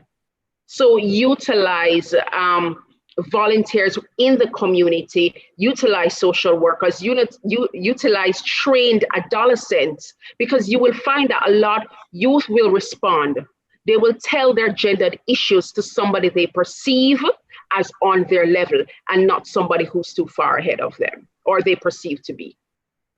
Thanks for that, Shauna K. And I think there are implications for how we collect the data. So you talked about who's collecting the data, but the different types of qualitative data that are implied inside of there as well. Cynthia, what are your thoughts on this? I do agree with both Shauna and Shelley as well, but I think one of the areas that I find also works is the simplification of the process. Often, a lot of times as policymakers, we have these systems and these tools that when you engage community members, and I definitely think we need to engage them and engage the youth because people will be able to open up more to them, but we need to simplify it. We need to stop making it so complicated that we lose them. And we need to be able to speak their language. So definitely, I think that is something that we need to start doing. I like simple things. And whenever we approach it that way, we engage more and more people. At the same time, I know you said one, but I think definitely looking at how do we use those resources that are already available, the statistical institutions, the community, the organizations that already collect the data. How do we help them understand? And while they're doing the same thing that they need to do anyway, then be able to provide the data that we need. So we don't have to recreate or get newer resources, but rather use the tools and the spaces that we have already. Cynthia, thank you so much for that. Anne-Marie? Thank you, Laura. I think as a people, we need to use the data. And I'm saying that because Allison McLean, a tribute to her right now, there are 5 surveys that have been done for the first time in the region. 5 surveys and in 5 different countries in Guyana, Jamaica, Trinidad, Suriname, and Grenada. And it's prevalent survey on gender-based violence, never been done before. And I'm not sure how many of us use that data. I'm not sure how many of us are familiar with it. But a lot of times data is available and we don't use it, and it's qualitative and quantitative, rich data, carefully collected, very, very top class. And with the aid of UN Women, IDB, CARICOM Regional Statistics Program. And let me just say that CARICOM received the compendium like about a month and a half ago. I received the compendium and brought it back on for CARICOM, and it's for countries in the region who want to actually do their prevalence survey now to use that as a guide. But that information is available and it's rich. It shows you that as a region, which is so very violent, today that data could have been used because it shows that 1 in every 3 women will be violated or have been violated in her lifetime in the region. In the 5 countries, 4. But Guyana is 1 in 2. And when we say the region is one of the violent regions, we have that data to back it up for the first time. So in her memory, I really want to applaud that. Thanks for that, Anne-Marie. Melissa, last word on this. Okay, I would just like to echo, what my colleague said. It's very important, and there are a lot of challenges with collecting the data. And I think in one of the first questions, Anne-Marie said that in the absence of data, we can still look at qualitative data, community discussions, and using community persons to tap into this rich source of data.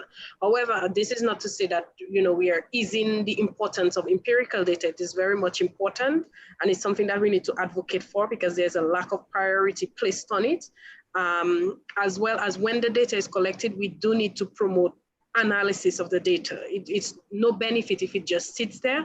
And Anne-Marie raised awareness of some of the recent studies that were done in the region. So we need to collect the data, we need to place priority on it, and then we need to use that data for evidence-based programming and policy development. Yeah.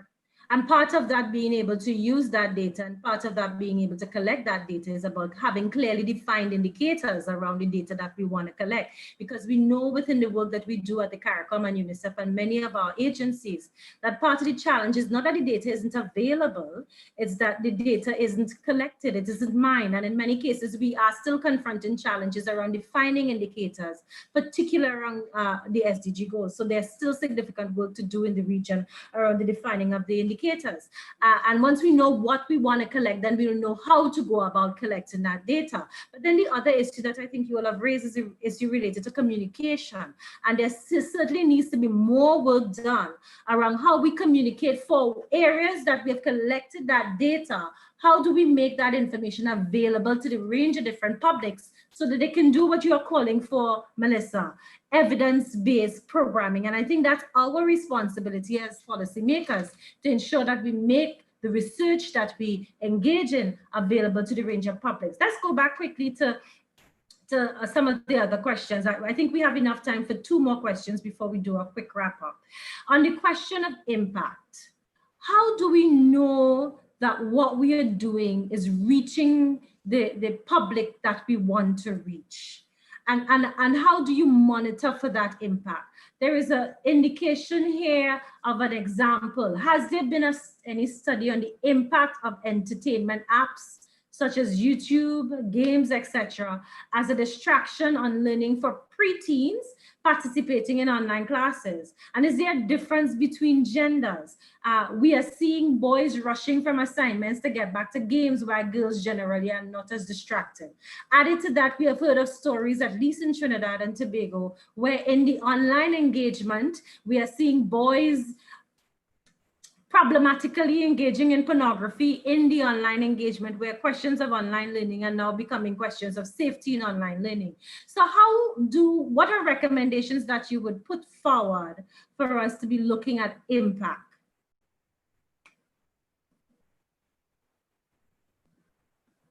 Shona,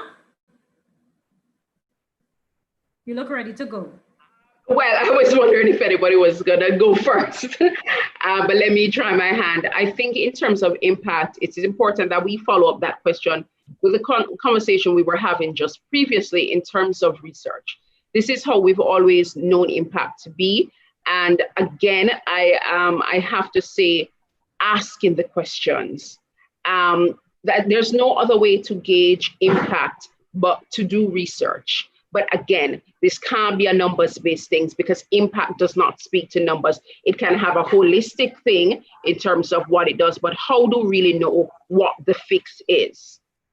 We have to be able to ask the questions and have detailed and rich data in terms of, do we know if we're going well? We can use researches that have been based in the global north and apply it, but we also have to take the lead in creating our own data and understanding what that means in our context, understanding what do these safety distance learning really means for our girls. And we have to engage them and not shy away from the fact that they may not be able to grasp the concepts that we're trying to get, and just break it all the way down and ask them, and they will often answer. And that is how we will know and we'll be able to gauge this impact. Thanks for that. And recognizing, as just popped up in the chat, about contextualizing that data, and we in the Caribbean doing the work that we need to do to capture that data so we develop the citational context in the Caribbean region. Thanks for that, Shona. Shelley?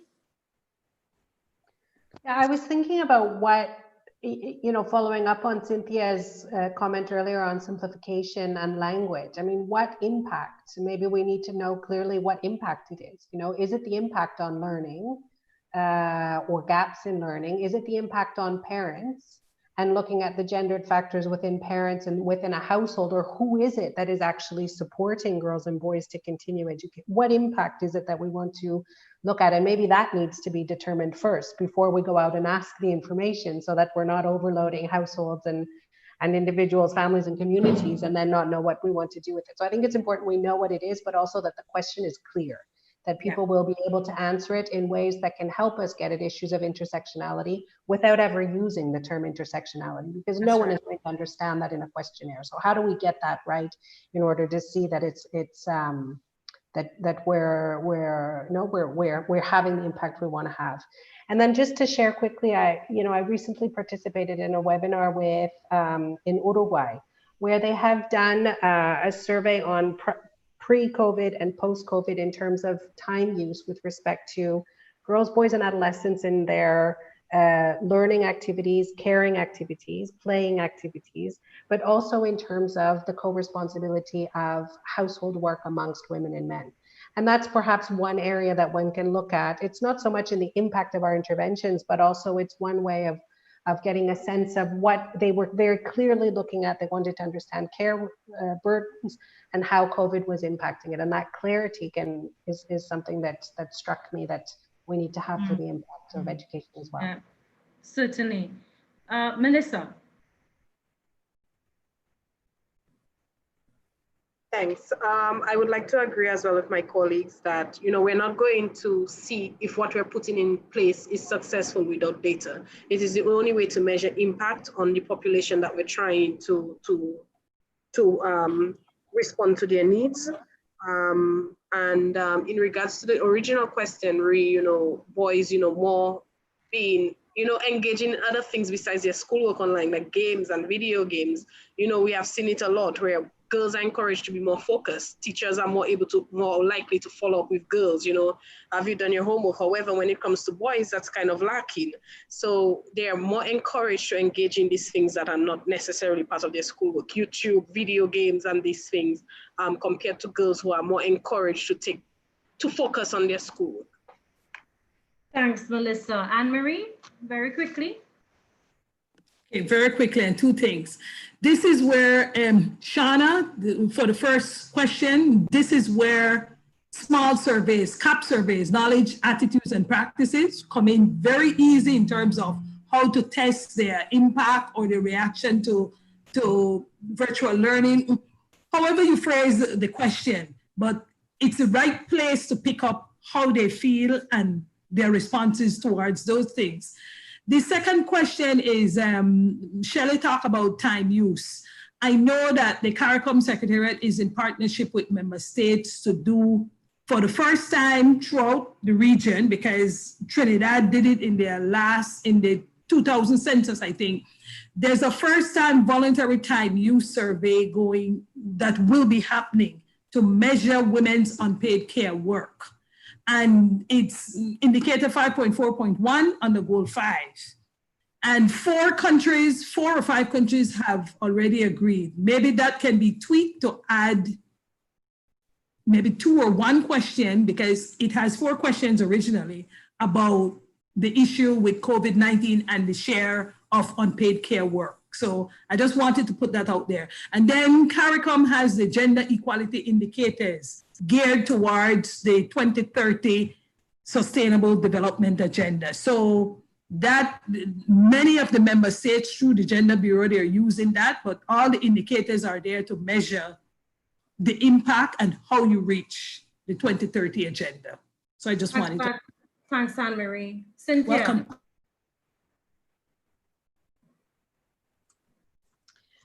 As you were asking the question, and as I hear my colleagues talking, there are 2 words that come to my mind. And I think for us to be able to really look at impact, it's about coordination and partnership.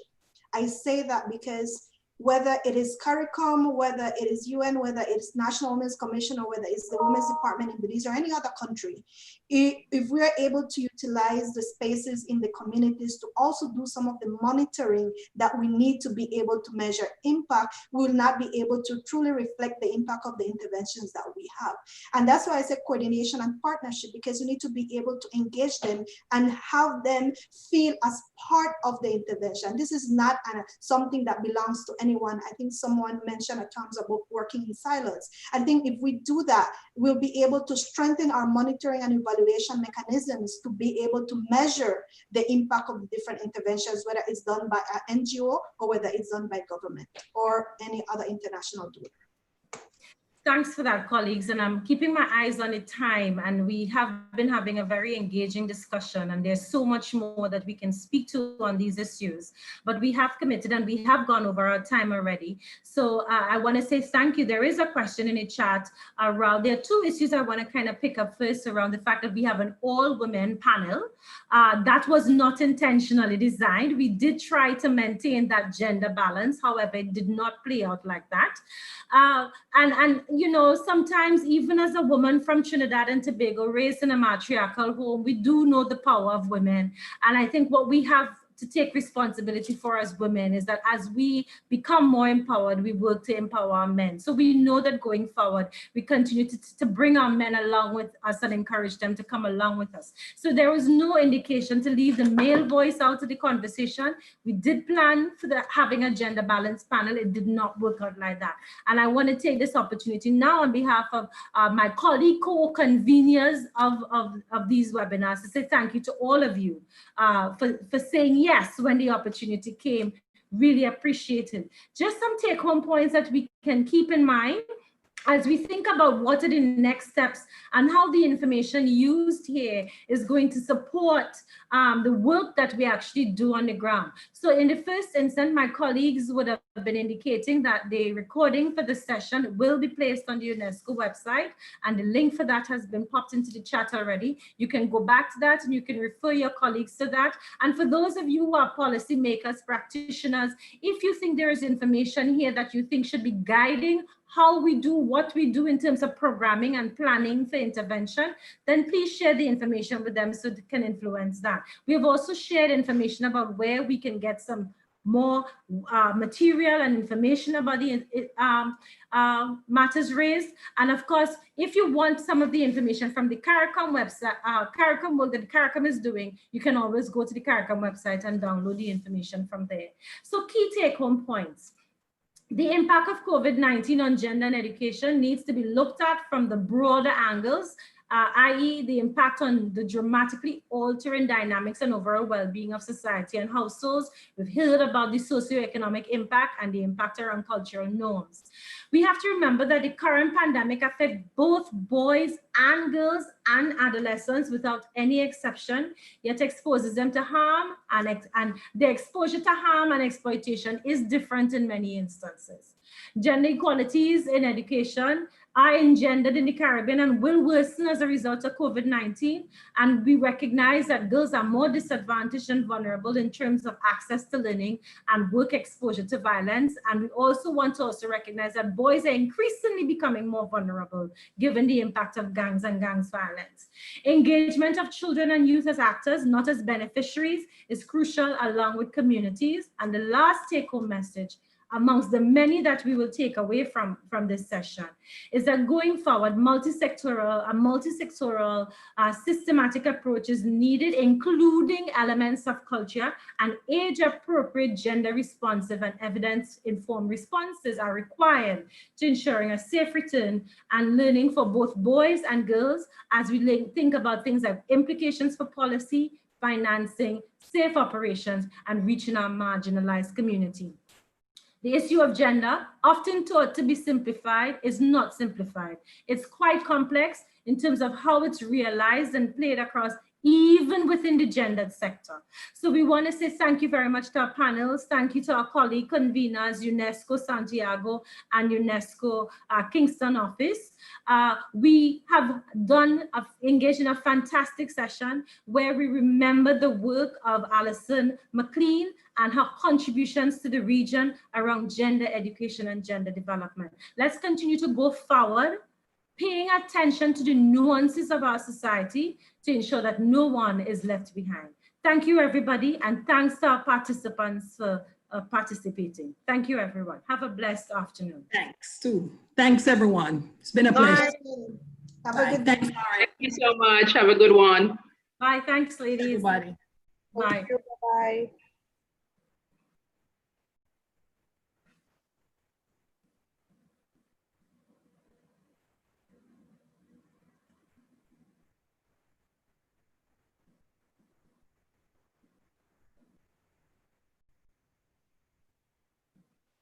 Okay, thanks, colleagues. I think We did well. We ran over a bit, but that's to be expected. Thanks to you, Laurette, for keeping us on track. You're such an engaging moderator. I was a bit afraid of the questions that were going to come up, but thanks very much for this. This was a really exciting panel to be on, and no problem, Shelley. Thanks so beautiful much. tribute to Allison. Thank you so much. Have a great afternoon. You too. Bye-bye. Bye. Okay, Langshi, Paula, y'all don't need anything else from me? Thank you so much. I really want to thank you. It was beautiful. Thanks, Fariel. Allison, McLean, and yes, and beautifully moderated. The panelists were great, and the discussions were very engaging and very, very pertinent questions. So I thought it was really very well, a wonderful webinar. Thank you. Thanks so much, Fariel. Okay, Yangshi, I'm signing off now. Can I? Yes, thank you so much, Laurette. I will just, in 2 minutes, we're gonna end the session. Thank you so much. Cheers. Thank you to Orialk. Thank you, Orialk, and Yajui and Nanchi, Paula, amazing team. And Laurette was amazing. Thank you very much. Thanks. Thank Bye, you. everybody. Have a nice day. Bye. Louise, I think we can terminate the. Thank you, Lanchi. You were great. And I saw all the questions. And Paula, and you are really fabulous. It's really a pleasure to work with all of you. Yayoi, you and Paula, really. Thank you so much. I will pass the compliments. Please, thank you so much, Fariel, really, for all the it was support. a great webinar. Great webinar. Thank you. Bye-bye. Bye. Luis, ¿podemos terminar? Yes. ¿Podemos Okay. terminar? Sí, no problema. Yo termino. Gracias, gracias. Chao. Chao.